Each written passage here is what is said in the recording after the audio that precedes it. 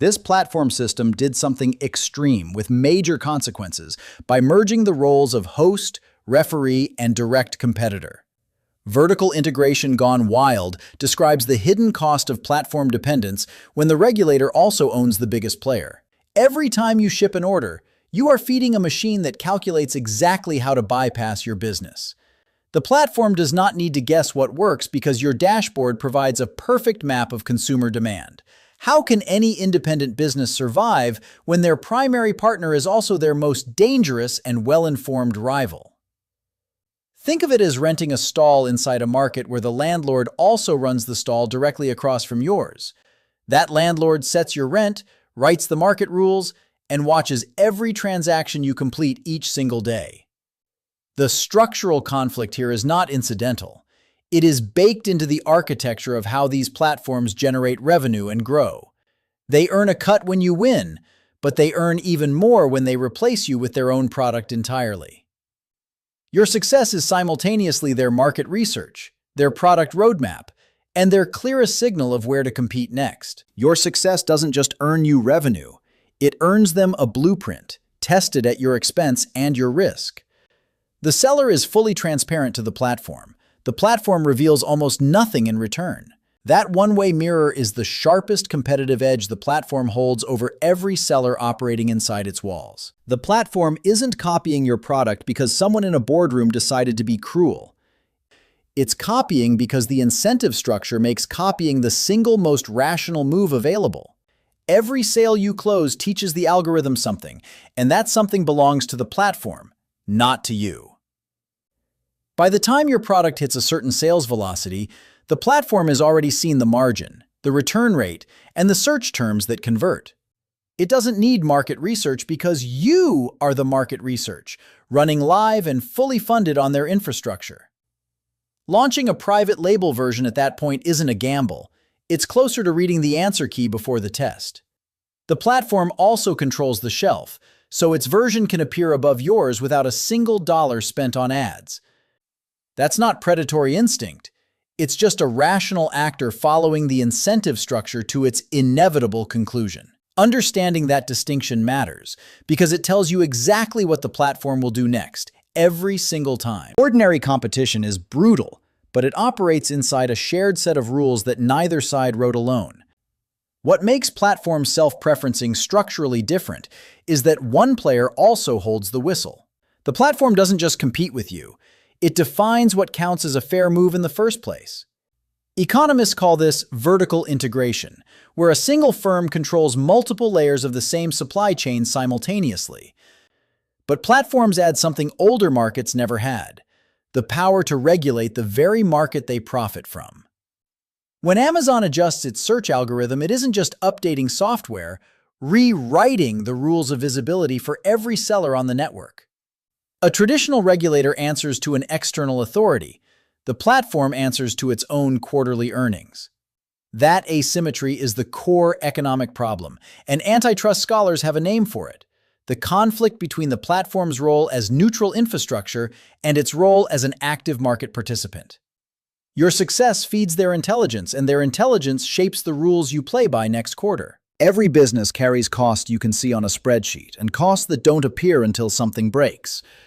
For platform sellers, the invisible cost is dependence itself, and it compounds quietly every single day. You've built a customer base, optimized your listings, and found a product the market actually wants to buy. But none of that equity belongs to you in any durable, transferable sense that survives a policy change. The platform can raise fulfillment fees by 3% and reprice your margin before you've finished reading the announcement email. It can adjust the search algorithm and cut your organic visibility in half without any obligation to explain why.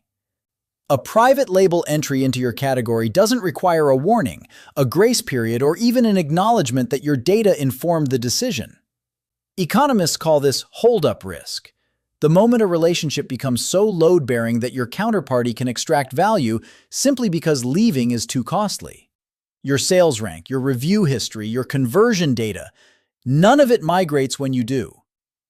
What sellers control is narrower than it looks: the product itself, the margin buffer they protect, and the speed at which they build presence somewhere the landlord doesn't own. Picture a seller who spent 2 years perfecting a collapsible silicone travel cup, a genuinely clever product.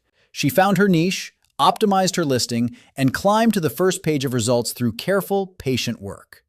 Within 18 months, her product was generating 6 figures, and the platform's own algorithm was surfacing it to new buyers every day. That visibility felt like a reward, but it was also a broadcast signal sent directly to the platform's sourcing team. They could see her unit volume, her margin signals, her return rate, and every keyword that was pulling in buyers. 6 months later, a private label version appeared in the same search results, priced 11% lower, with a platform's choice badge she could never earn. Her conversion rate dropped by a third almost overnight, and no rule had been broken. She appealed the badge placement and learned that the referee sets the rules for everyone except itself. Then came the fee adjustment, a 2-point increase on her category, arriving with 30 days notice and no negotiation. She hadn't lost a customer or a review.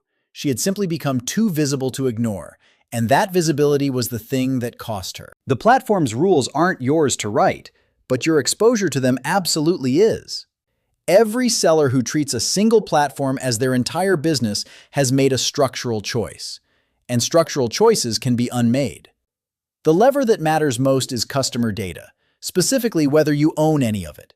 A seller who captures emails, builds a list, and drives repeat buyers off platform has created something the algorithm cannot touch. Distribution is the second lever. A brand present on 2 or 3 channels is harder to strand than one living entirely inside someone else's marketplace. The third lever is product differentiation.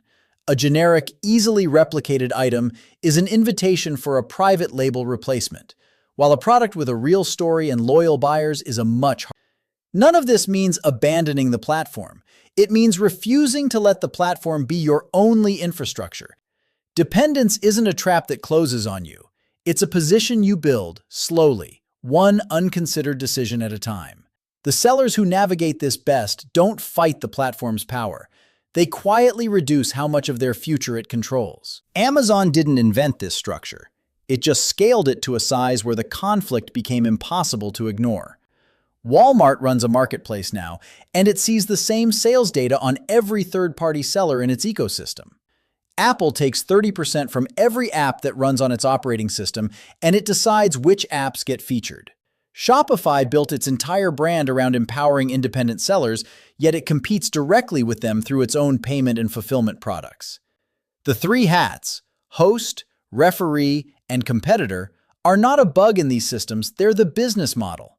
Economists call this vertical integration, where one firm controls multiple layers of the same supply chain simultaneously. The platform layer is uniquely powerful because it controls the infrastructure everyone else depends on to reach customers. When the infrastructure owner also sells goods, the referee has a direct stake in the outcome of every match it officiates. That conflict doesn't require bad intentions to cause real harm. It's structural, and structure doesn't need a villain. Any platform large enough to be essential will eventually face the incentive to exploit what it knows. The question for every seller isn't whether their platform has this conflict, it's how far along that path the platform already is.